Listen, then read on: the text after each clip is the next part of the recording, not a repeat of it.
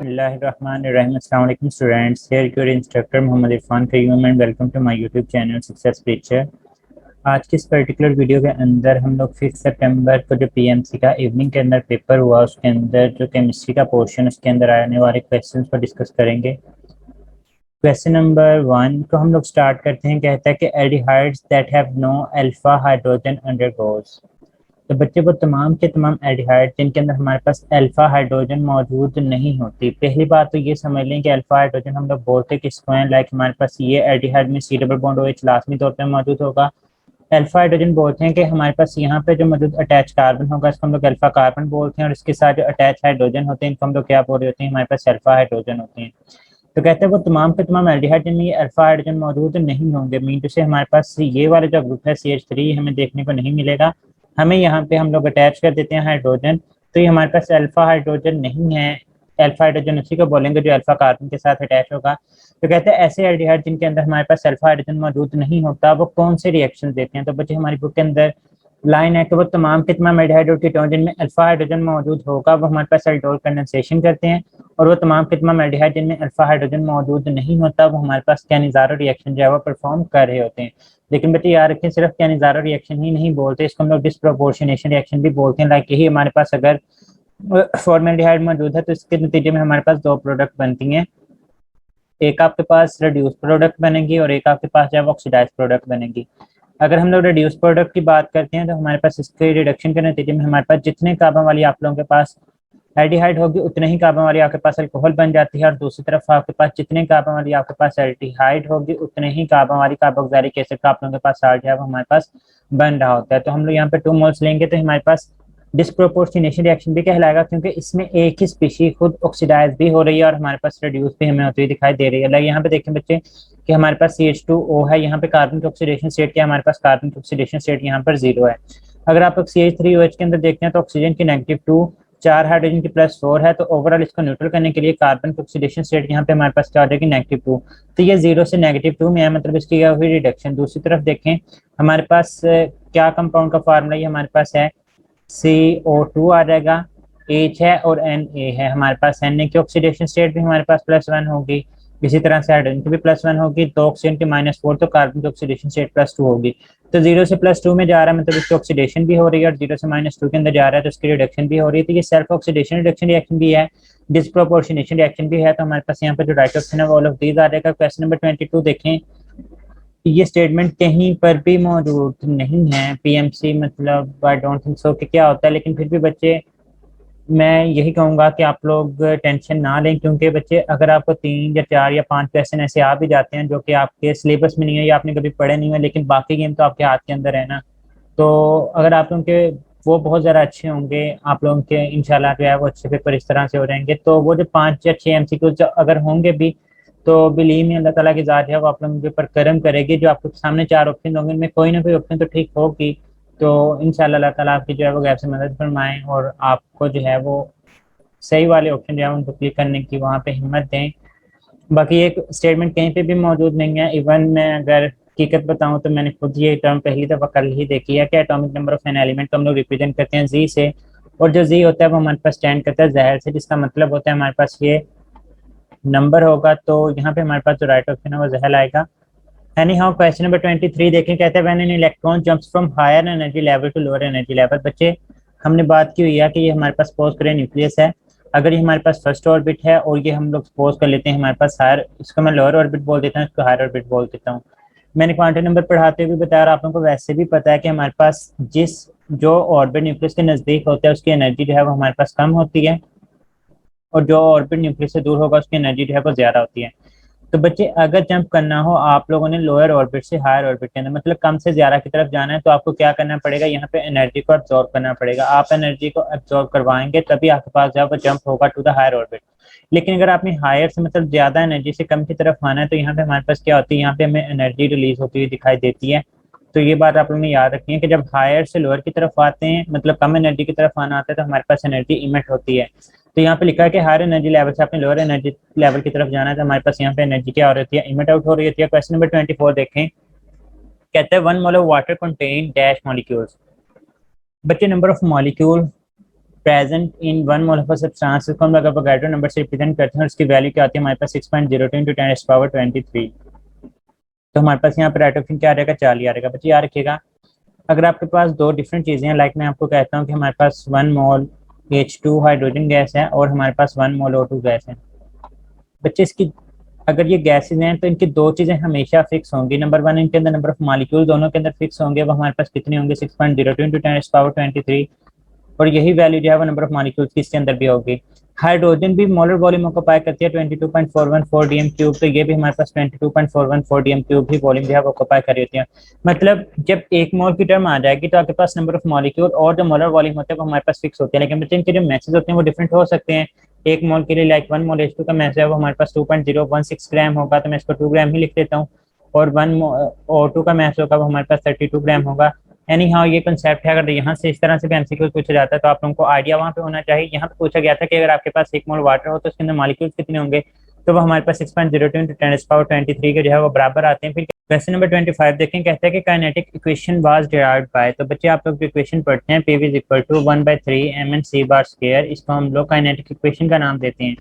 और इसी को जो है वो आप लोग क्लासियस काइनेटिक इक्वेशन का नाम भी देते हैं, क्योंकि इसको जो डिस्कवर करने वाले साइंटिस्ट थे या फिर ड्राइव करने वाले साइंटिस्ट थे वो हमारे पास क्लोशियस थे, तो इसी बुनियाद के ऊपर आप लोग इसको क्लासियस काइनेटिक इक्वेशन भी बोलते हैं। तो हमारे पास यहाँ पे जो राइट ऑप्शन है वो 4 ही आ जाएगा। क्वेश्चन नंबर 26 देखें, कहता है the reaction of alkali metal with oxide. बच्चे इस क्वेश्चन की स्टेटमेंट के अंदर ही मिस्टेक आई थिंक, सो बच्चों को बताने में गलती हुई यहाँ पे।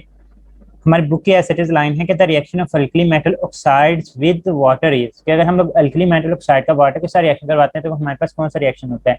तो लाइक हम लोग कहते हैं कि हमारे पास लिथियम का जो है वो ऑक्साइड है, सॉरी, ये हमारे पास वाटर के साथ जब रिएक्शन करेगा तो हमारे पास क्या चीज बनती है, हमारे पास 2 मोल्स ऑफ लिथियम हाइड्रोक्साइड जो है वो हमारे पास बन रहे होते हैं। तो बच्चे इसी के नीचे रिएक्शन लाइन लिखा है कि हमारे पास किस चीज के तौर रिएक्ट करते हैं, हमारे पास एसिड बेस रिएक्शन होता है। नोट द डिस्प्रोपोर्शनेशन रिएक्शन या फिर oxidation reduction reaction. Oxidation reduction reaction या फिर रिडॉक्स रिएक्शन वो होता है जिसमें हमारे पास एलिमेंट्स की ऑक्सीडेशन स्टेट जो है वो चेंज हो रही होती है, लेकिन बच्चे यहाँ पे किसी भी एलिमेंट की ऑक्सीडेशन स्टेट चेंज नहीं हो रही। लाइक हमारे पास ऑक्सीजन देखें -2 है, दोनों हाइड्रोजन की +2, तो एक की +1 आ जाएगी। यहाँ पे ऑक्सीजन की ऑक्सीडेशन स्टेट -2, दोनों लिथियम की +2 आएगी, एक की +1 देखने को मिलेगी। प्रोडक्ट साइड पे देखें तो हाइड्रोजन की ऑक्सीडेशन स्टेट +1, ऑक्सीजन की -2, लिथियम की +1। तो जितनी +1 इधर है उतनी ही ऑक्सीडेशन स्टेट +1 है। यहाँ पे अगर -2 है तो ऑक्सीजन भी -2 है, अगर यहाँ पे हाइड्रोजन +1 है तो यहाँ पे भी हाइड्रोजन आपको +1 ही देखने को मिल रहा होगा। तो हमारे पास ये एसिड बेस रिएक्शन की कैटेगरी में आता है। डिस्प्रोपोर्शनेशन या फिर ऑक्सीडेशन रिडक्शन रिएक्शन तो नहीं होते। ये बुक की लाइन भी है, तो हमारे पास यहाँ पे जो राइट ऑप्शन है वो अल्फा आ जाएगा। क्वेश्चन नंबर 26 देखें, कहते हैं the following gas was identified in sun using the spectroscopy. तो बच्चे जिस गैस को सबसे पहले ऑब्जर्व किया गया था स्पेक्ट्रोस्कोपी के थ्रू वो हमारे पास हीलियम थी, तो हमारे पास यहाँ पे जो राइट ऑप्शन है वो हमारे पास हीलियम आ जाएगा। ये पीटीबी की बुक के अंदर इन्फॉर्मेशन है सच एज गिवन है। क्वेश्चन नंबर 28 को देखते हैं, कहता है if one group is replaced by some other group then it is called. बच्चों मैं सारी चीजें बता देता हूँ कि हमारे पास क्या होते हैं। सबसे पहले ये डेफिनेशन है सब्स्टिट्यूशन की। सब्स्टिट्यूशन बोलते हैं तबादला, अदले का बदला, मतलब एक चीज को उठा के दूसरी चीज ऐड कर देना, ये हमारे पास क्या है सब्स्टिट्यूशन रिएक्शन कहलाता है। एडिशन रिएक्शन क्या होता है, एडिशन रिएक्शन बोलते हैं कि हम लोग दो चीजों को कंबाइन करके कोई एक चीज बना रहे होते हैं। लाइक हम लोग अल्कीन के अंदर हाइड्रोजन को ऐड करवाते हैं तो हमारे पास अल्केन बन रहा होता है। तो हमारे पास क्या होता है, हमारे पास एडिशन रिएक्शन की कैटेगरी के अंदर हमारे पास आ जाते हैं।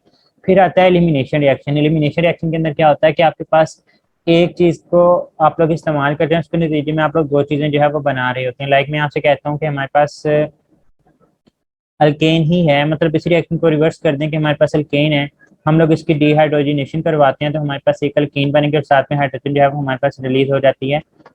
तो ये हमारे पास क्या एलिमिनेशन रिएक्शन ऑक्सीडेशन रिएक्शन के अंदर आप लोगों को सिंपली पता है कि ऑक्सीडेशन स्टेट की वैल्यूज हैं वो हमारे पास इंक्रीज हो रही होती हैं, या फिर हमारे पास हम लोग बोलते हैं कि एडिशन ऑफ ऑक्सीजन को बोला जाता है, या फिर आप लोगों को पता है कि रिमूवल ऑफ इलेक्ट्रॉन को जो है वो हम लोग नाम दे रहे होते हैं। तो ये चंद एक चीजें हैं जो आप लोग ने यहाँ पे याद रखनी है। क्वेश्चन नंबर 29 देखें, कहता है कि बच्चों following does not decolourise the bromine water.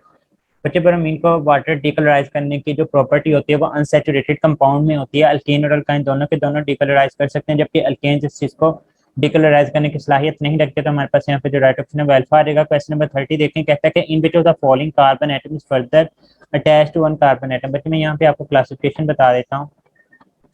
ये हमारे पास सपोज करें कोई भी एक स्ट्रक्चर है,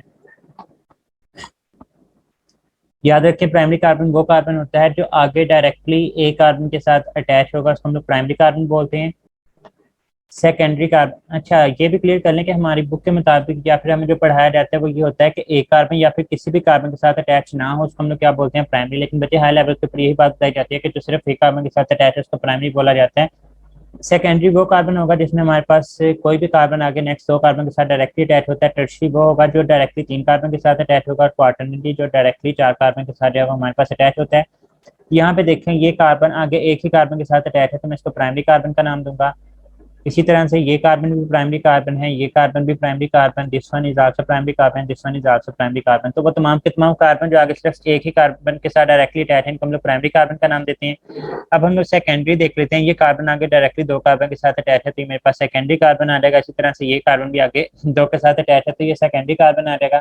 अगर हम लोग टर्शियरी कार्बन की बात करें तो ये कार्बन आगे डायरेक्टली तीन कार्बन के साथ अटैच है तो ये टर्शियरी कार्बन कहलाएगा। और अगर हम लोगों ने क्वार्टरनरी कार्बन की बात करनी हो तो ये कार्बन आगे डायरेक्टली चार कार्बन के साथ अटैच है तो ये हमारे पास क्वार्टरनरी कार्बन जो है वो कहला रहा होगा।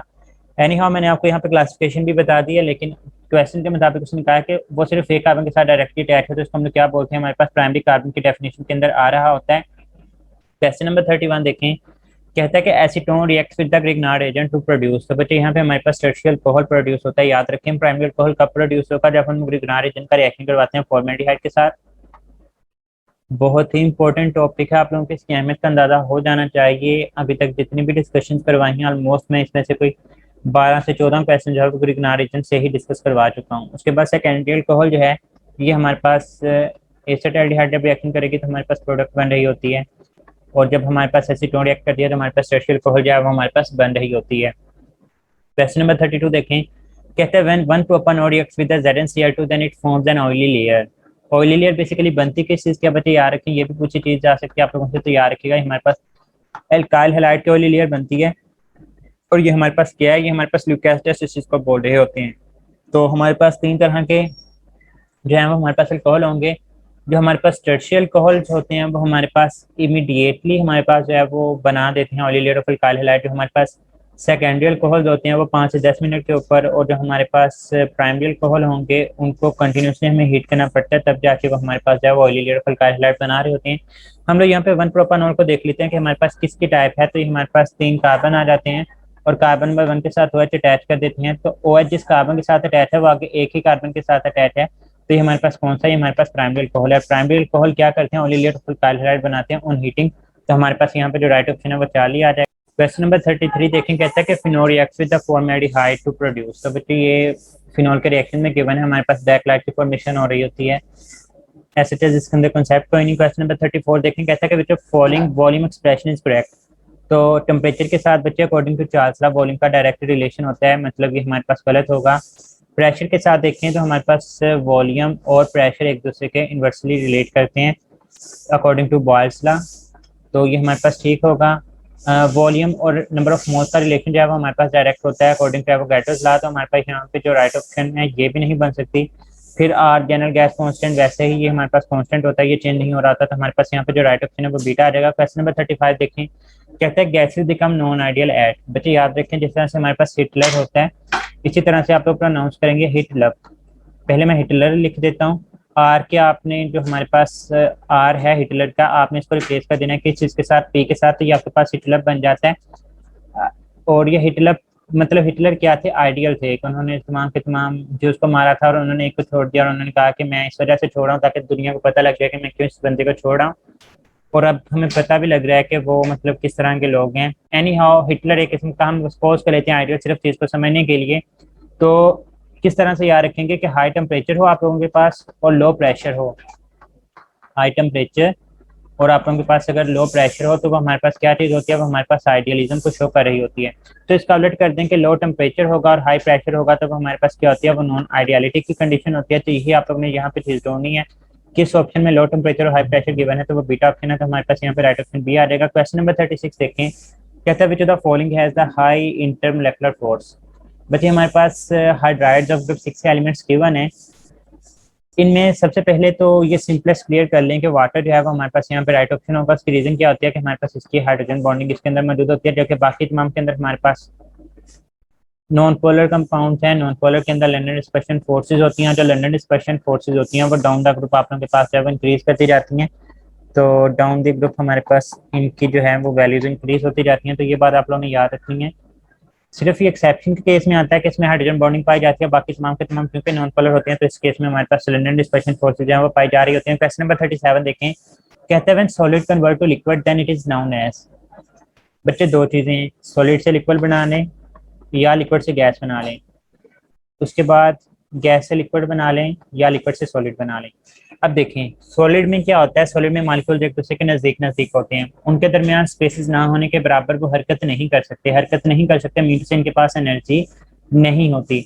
अब क्या हुआ कि हमने सॉलिड से लिक्विड के अंदर कन्वर्ट कर दिया। जब हम लोगों ने इसको सॉलिड से लिक्विड के अंदर कन्वर्ट करना है तो हमारे पास यहाँ पर क्या हो रहा है, हमारे पास एनर्जी बढ़ रही है, मतलब इनकी मॉलिक्यूलर स्पेसेस जो है वो बढ़ जाती हैं, इंटरमोलेकुलर स्पेसेस। जब इंटरमोलेकुलर स्पेसेस बढ़ेंगे तो इनमें एनर्जी आ चुकी होती है, मीन से सॉलिड से लिक्विड में कन्वर्ट करते हुए हमारे पास इनके मॉलिक्यूल के पास एनर्जी आ जाती है, मीन से हम लोग इसको क्या बोल सकते हैं, हमारे पास एंडोथर्मिक प्रोसेस जो है वो हम लोग इसको बोल सकते हैं। इसी तरह से लिक्विड से गैसेस के अंदर जाना, तो गैसेस में तो बिल्कुल ही जो है वो इंटरमोलेकुलर फोर्सेस ना होने के बराबर होती हैं, तो इंटरमोलेकुलर स्पेसेस मैक्सिमम होती हैं, वो तेजी के साथ हरकत करते चले जाते हैं, उनकी काइनेटिक एनर्जी बहुत ज्यादा होती है, जिस केस में एनर्जी आ रही होती है उसको हम लोग एंडोथर्मिक बोलते हैं।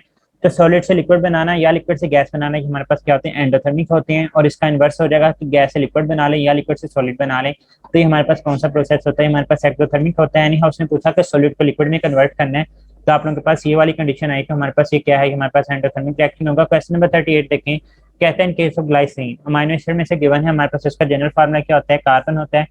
तो एक तरफ हमारे पास लाजमी तौर पे हाइड्रोजन होगा, एक तरफ हमारे पास NH2 ग्रुप होता है, और एक तरफ जो है वो COOH, और एक तरफ R ग्रुप होता है। कहते हैं R जो है वो हमारे पास हाइड्रोजन है, तो बच्चे याद रखें जब हाइड्रोजन होगा तो हमारे पास ग्लाइसिन को शो करता है, और अगर हमारे पास यहाँ पे CH3 होता है तो वेलानिन को रिप्रेजेंट करता है। ये दो सिंपलेस्ट एग्जांपल हैं जो बुक्स में दी जाती हैं। यहाँ पे हमारे पास जो राइट ऑप्शन है वो डेल्टा आ जाएगा। क्वेश्चन नंबर 39 देखने, कहते हैं कि मोलेकुलर सॉलिड्स आर, तो बच्चे ये नॉन कंडक्टर या फिर आप लोग इसको bad conductors of heat and electricity भी बोर्ड होते हैं, ये SHS बुक की लाइन है, तो हमारे पास यहाँ पे जो राइट ऑप्शन है वो बैड कंडक्टर्स की कैटेगरी के अंदर आ जाएगा।